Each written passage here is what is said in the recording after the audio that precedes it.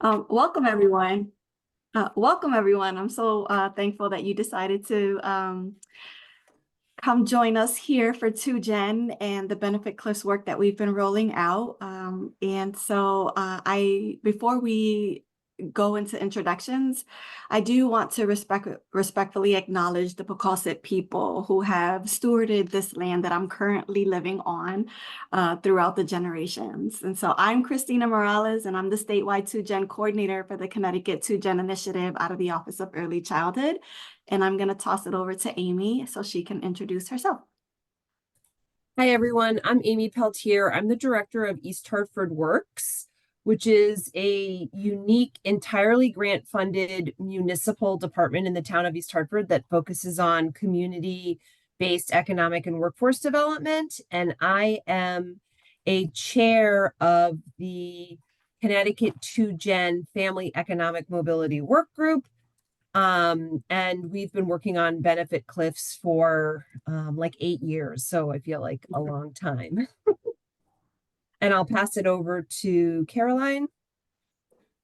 Hello, good afternoon, everyone. My name is Caroline Austin. I'm a 2Gen parent consultant, have been with the 2Gen initiative for since the beginning, really, and I'm very happy to be here. I'm also a part of the work group. Thank you very much. Yes, and she is also on the 2Gen Parents Advisory Board, or on the advisory board as a parent. So thank you both, Amy and Caroline, for rolling this out with me today. Okay, quickly, we are going to review what 2Gen is in our state, some legislation, what we've been doing around the benefit cliff tool rollout. We're going to share some data on employer advancement and what that looks like in terms of benefit cliffs and some policy updates. So Caroline, I'm going to toss it over to you. Okay, awesome. Thank you, Christina. So, 2Gen, many communities across the state have adopted the 2Gen approach, right? So 2Gen is a holistic approach to supporting families. Connecticut's 2Gen initiative brings Connecticut's 2Gen initiative brings parent, caregiver, and child systems and policies together to support the whole family towards well-being and economic mobility. Many communities across the states have adopted us, so I beg your pardon. It helps, 2Gen helps parents like myself get education and training and social support that we need to succeed, and allows parents the ability to pass on economic stability and security to our children. 2Gen avoids the traditional siloed approach to confronting economic stability. It relies on collaboration across agencies and sectors, data sharing, and leveraging existing resources to drive down costs and promote economic success. 2Gen's approach also works to empower parents like myself and others as civic leaders and partners in our work. So in hearing about, oh no, thank you, honey, it's okay. I'm with family, so no, it's okay. That's fine. Yeah. I'm with family. I'm on vacation in Florida, so please forgive me. So in hearing about 2Gen's definition and its approach, we'd really like you to think about some examples on how your business may be 2Gen friendly. Okay, so here are some questions that are on the screen to guide your thinking.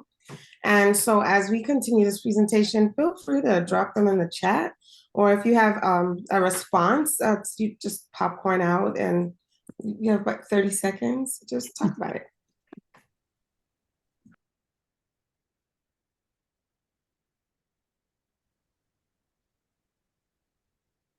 I feel like playing the music. Does anybody in the virtual room, have you worked what about as an employee? If you are not an employer, if you are an employee, do you have flexible hours for childcare, understanding for family emergencies? I will say, as a municipal employee, I know I have had those. I'm the director of a department, and I've had those, that flexibility. And I know that greatly allows me to be a parent and a worker. right, and serve the town. But there have to be some other people in this virtual space that might have 2Gen friendly policies. Anyone? I represent employers who are who hire people with disabilities, and I've not actually spoken to any of my the members, the employer members of our, our corporate partners who work with us yet. And for people with disabilities, for some people with disabilities, particularly if they have a serious medical issue, which I happen to have a very serious medical issue, which hasn't kept me from working.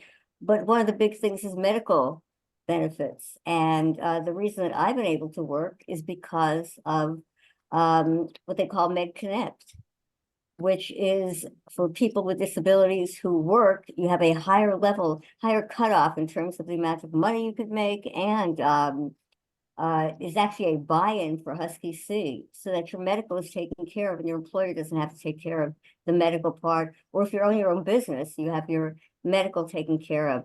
And this is a big deal depending on what kind of disability you have, in terms of feeling free to return, to go back to the workspace.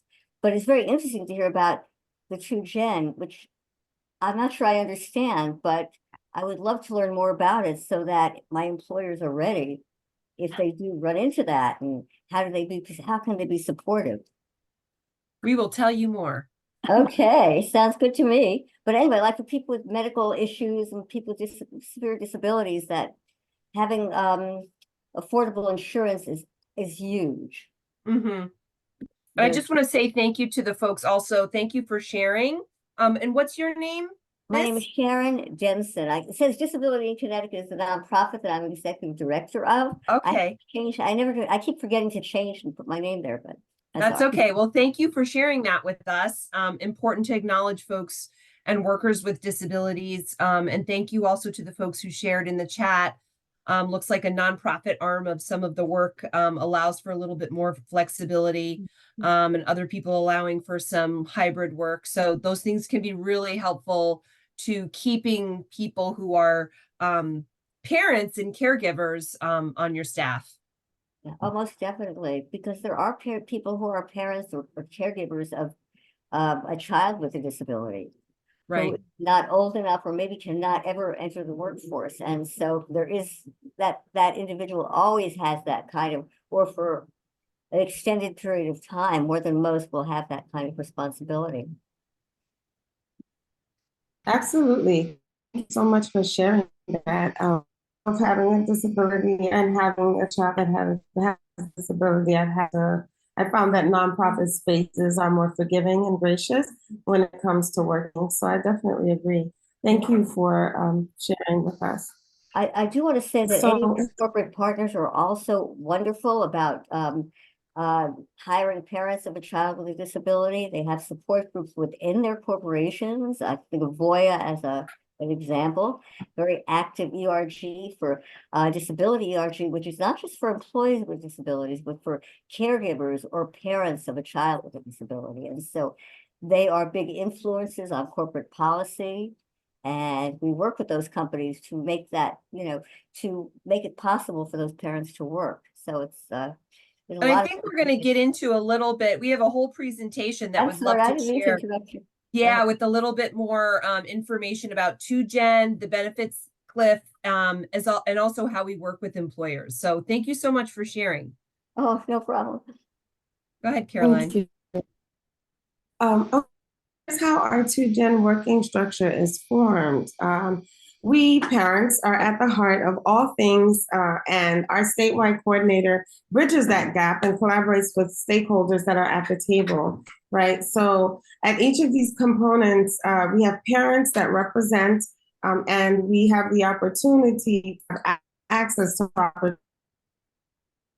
being able to represent, right? And so we'll go to the next slide where Christina may take you on a little journey through legislation, if that's okay with you. So a legislative 2Gen advisory and OEC leadership in the executive branch bring perspective and alignment to 2Gen. As you saw in the previous slide, been created and engaged stakeholders from around the state in providing resources and input to shape the work of the initiative. Some of the, I'm just looking at the chat, excuse me. So some of the work that we've done, I'll tell you a little bit about the work that we've done. We've accomplished a lot, and we look forward to continuing our work to pass policies that support family income mobility. Some of the highlights that we can talk about are in 2015, we were the first in the nation to pass legislation. That is the first. In 2017, the Office of the Early Childhood became lead coordinating agency representing the executive branch. In 2019, parent representation mattered and compensation for expertise was written into legislation, and we fought hard for that. In 2021, recommendations were provided to the state's workforce strategy, and most recently, just a few weeks ago, HB 5369 was passed on producing a benefits cliff study. A lot of great work that's happening. I'm going to just pass to Christina to tell you a bit more. Yes, thank you, Caroline. You did so great. I'm so proud of you. I do want to share a little bit about the work that's happening around benefit cliffs. So on your right-hand side of your screen, we'll take a quick walkthrough of all of the work. So this is just a small component of what the Family Economic Mobility chairs and work group and myself are working on. I'm not going to take you through all of that because it'll bore you very much. But I will talk a little bit about the Benefit Cliffs dissemination tool from the Federal Reserve Bank of Atlanta. Also take you through a quick walkthrough around the Benefit Cliff feasibility pilot and cost analysis study so that we can continue in on that work and make sure that we are supplying the recommendations to the new House bill that was passed. We do have a partnership with CBIA, and we had implemented an employer survey, and so we'll talk a little bit about that data and the work that we're capitalizing around that. And some benefit cliff policy we'll speak about over the years on what we've done, similar to the legislation that has been implemented over the past few years. And we do have work group convenings. And so on Monday, we had a work group convening for about an hour, and we were chatting about all of the great work that's happening across the state with this with this 2Gen initiative. And so what are benefit cliffs? Benefit cliffs refer to the sudden and often unexpected decrease in public benefits that occur when a small increase in earnings happens. This happens when families receive benefits through a public assistance program and earn and raise and then become ineligible to continue receiving benefits despite being unable to sustain their household. So sometimes the cliff effect looks more like a slope or plateau. When lost benefits outpace a wage increase, many families either park or fall off the cliff's edge, stalling progression in their jobs and careers. And so the cliff effect is illustrated. And so what we use is this an amazing tool with the benefit cliffs dissemination with the Federal Atlanta Reserve. And so I'll take you on a little bit journey of what we're doing with the Benefit Cliffs cost analysis study. And so this study has worked on since November, and we have been exploring it with our partners, the Office of Workforce Strategies, the Department of Social Services, and the Office of Early Childhood, exploring how we can support parents increase their economic mobility by moving over the cliffs with policy changes. And we envision that we're going to be working with 200 families in this study. And so we'll focus on progression for 2 career steps over the next 3 years. And so once we complete this study, that is our ultimate goal, is to work with these 200 families so that we can get them to a space where they're no longer receiving the benefits. We're also going to work on, the evaluation and the implementation and capturing data to demonstrate what that economic stability and what families are able to move through and provide stability for families and reduce and eliminate their benefits is our ultimate goal. And so there's more work to be done on this study, and we will share it once it's final. And so we use this Benefit Cliffs tool to assist organizations and agencies to support families in doing this work.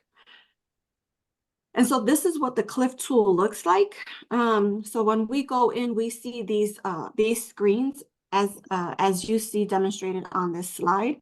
And so the goal of the tool is to assist families in making informed decisions when pursuing training and employment opportunities.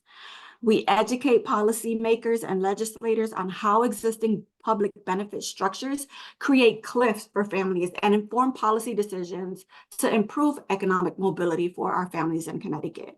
And so what you see here is in each of these sections or in each of these tools, what a family would ask themselves, what a parent would ask while they're working with their navigator, their eligibility worker, or their coach. And so what happens if my hours or wages increase? And so in the snapshot, we are able to, as the coach, navigator, or eligibility worker, we are able to identify an immediate path to financial stability for that family in order to answer this question for them. When we move into the dashboard, the parent asks themselves, what career allows me to meet my short-term and long-term goals? And so in this dashboard, as the eligibility worker, we are able to ask ourselves or explore the potential financial returns of the different careers in each of these areas to be able to help our clients or our parents or our families in the state to answer this short-term and long-term goal.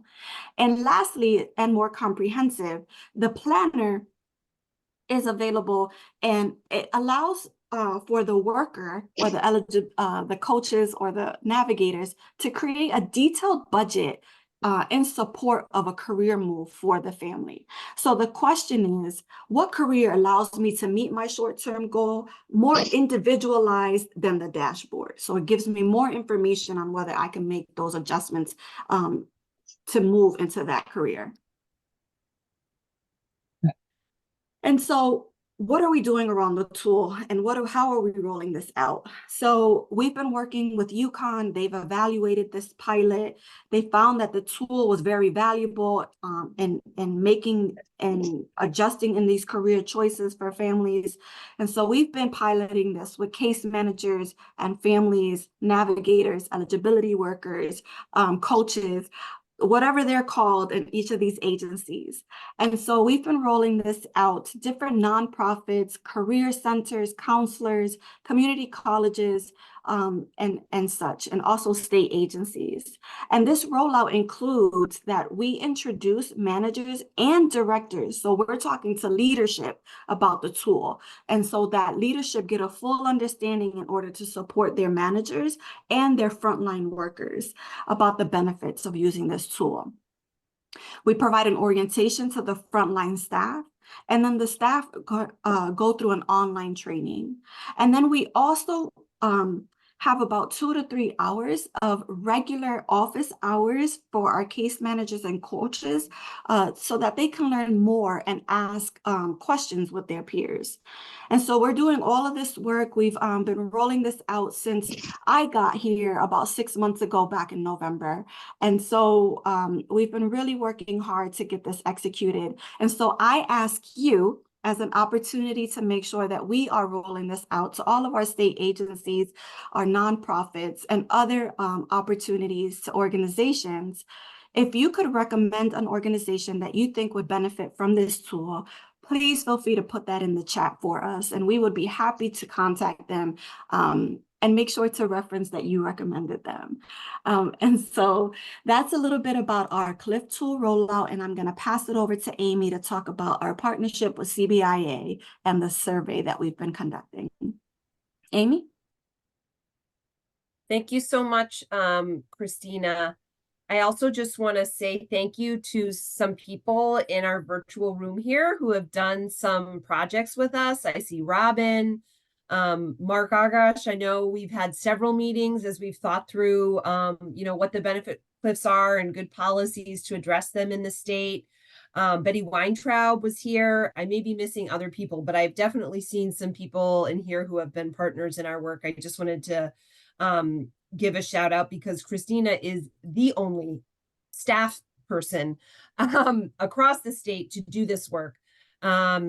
And actually, Michelle, thank you. We are working with some community action agencies. So that is a space where we are already tapping in. And maybe we reach back out to you to maybe do that a little bit more directly with your support. But we can't do this without partnerships. So I just wanted to acknowledge it. And speaking of which, hopefully now you're all kind of beginning to understand that for low wage earners, when they lose work supports, so if you're earning a low wage, you need other supports so that you can be self-sufficient. So when our low wage earners lose work supports like child or healthcare, oh my gosh, this is ending in 110 seconds. Oh, I better hurry. Okay, so when they lose these work supports, benefit cliffs can negatively affect them, but they can also infect their employer, right? So last year we partnered, 2Gen partnered with the Office of Workforce Strategies and CBIA to add some questions about the benefit cliffs to CBIA's annual business survey. And so what you see here are answers from almost 500 respondents, the majority of which were in manufacturing, construction, and professional services. And I'm gonna, Christina, do you want to just advance to the next slide so we could get people to take our survey? So these, if you could, if you are an employer, we would love for you to take out your phone and grab this QR code and answer our questions. But what you would see in our information is that when we asked how many people were aware that some workers may need to apply, may not apply or take a raise because they're on public benefits, 63% acknowledged that, right? So that certainly is part of these jobs that are not maybe getting filled or people moving up the trajectory. People acknowledge that the wage may not be enough for them to take because they will lose benefits that are significantly more. 41% of the businesses that responded said that their individual company has been affected by this benefits cliff theory, right? This